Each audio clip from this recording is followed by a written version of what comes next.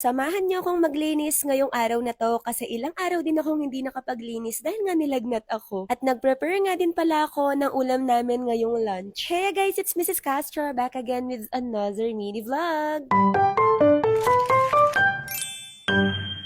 For today's vlog, mag-upload na ako ng vlog kasi alam ko nami-miss niyo na yung mga daily vlog namin sa bahay. After kasi nung Boracay namin, wala pa akong bagong release kasi alam niyo naman, nilagnat talaga ako. Actually, kung mapapansin niyo, medyo paus pa rin ako kasi nga medyo sinisipon pa pero getting better na din naman. Na-miss na din kasi namin kayo kaya naman samahan niyo kami sa buong araw na nangyari sa amin. After nga naming magligpit dyan, naghilamos na ako tsaka na rin kami bumaba. Nakaschedule kasi ngayong araw na to para sa deworm si Tavi. Kaya naman iniligay na namin siya dito sa bag niya at kasabay nga pala niya dyan si Kali. Si Kali naman ay merong follow-up check-up sa vet nila. Nagkotse na nga sila at hindi na ako pinasama ni Mr. Castro para mag-electric bike. Baka daw kasi biglang umulan tapos mabinat ako. Pag alis nila, naglock lang kami ng gate after nun, pumasok na ako sa bahay. Etong babae talaga na to, kakagaling lang niya pero tignan niyo, magpapapawis na naman. Ang sarap kasi sa pakiramdam lalo na kapag nakikita mong malinis yung bahay, no? Kaya nga ayan, nirefill ko na itong lagayan namin ng vacuum map. Buti na lang nga 2-in-1 na tong vacuum na to guys kasi habang nagva-vacuum ka nagmamap na rin ng sabay. Kaya nga magmula nung magkaganito kami, napadali na talaga yung mga trabaho dito. Sa mga nagtatanong nga pala kung anong color ng tiles namin, alam ko ivory yung pangalan yata nito. Parang white siya guys, pero hindi siya white na white, parang off-white ganun. Ito yung napili namin kasi parang nakakaaliwalas lalo sa bahay. Yun nga lang, hindi talaga may iwasan na kapag ganito yung kulay ng tiles, dumihin talaga. Like for example, pag naglagas lang yung hair mo, ayan, makikita na agad yung kalat dyan. Yun lang talaga yung disadvantage kapag nakaganitong kulay ka na tiles. Pero syempre, para mapanindigan natin ang pagiging aesthetic, kailangan natin panindigan din yan. Kaya sobrang importante din talaga sa amin sa bahay na meron kaming vacuum. Anyway, nandito na nga pala yung mga fur babies namin na galing sa vet. Kanina nga kaming dalawa lang ni Amor yung nandito sa bahay. At pagdating nga ni Mr. Castro, saktong-sakto, natapos na din akong maglinis. Kaso umalis nga pala ulit siya para mamalengke at hindi na rin ako sumama. Kaya naman meron akong naisip ulit na linisan. O diba, ang dami ko talagang energy kapag magaling. Pero bago nga yun, naghanap muna ako ng music dito sa YouTube para ganado ako maglinis lalo. Ganon din ba kayo kapag naglilinis, gusto nyo nagpapa-music? After ko nga maglinis ng flooring, naisip ko naman na punasan itong mga displayan namin. Medyo maalikabok na kasi sila at sakto naman, magaling na ako kaya lilinisan ko na to. Ang daming ang nagagandahan dito sa bahay namin. Alam nyo ba na wala naman kaming interior designer? Kami lang talagang dalawa ni Mr. Castro yung nag-decision sa magiging design ng loob ng bahay. At hulaan nyo kung magkano na yung naging total na gastos namin dito. Ang makakahula, bibigyan ko ng ayuda. Kung mapapansin nyo, parang ang laki ng bahay namin, no? Pero sakto lang talaga siya. Maaliwalas lang talagang tignan kasi mataas po yung ceiling namin. At sobrang nakaka-proud lang kasi dati pangarap lang namin ni Mr. Castro magkaroon ng sariling bahay na up and down. Unahan ko na po kayo na hindi po namin mininsanan yan. Talagang kinunti-konti namin na 3 years in the making po ito. Anyway, nagsaing na nga din pala ako at dumating na tong namalengke. Pinahiwa ko nga sa kanya yung mga manok kasi sabi ko ako na yung magluluto. Ilang araw na niya kasi akong pinagsisilbihan kasi nga 'di ba nagkasakit tayo. Kaya sabi ko this time hayaan niya na muna akong bumawi sa kanya. Minarinate ko nga muna itong manok at magluluto nga ako ng asadong manok ngayon. Lately ko na lang ginawa itong pagmamarinate ng manok bago mag-umpisang magluto ng asado. Kasi alam nyo, ang sarap pala kapag ganito, parang mas malasa siya. Binabad ko lang yan sa toyo, suka, bawang, tomato sauce at saka nilagyan ko ng salt and pepper. Habang minamarinate ko nga muna yung manok, pinirito ko muna yung patatas at saka carrots. Alam nyo ba, init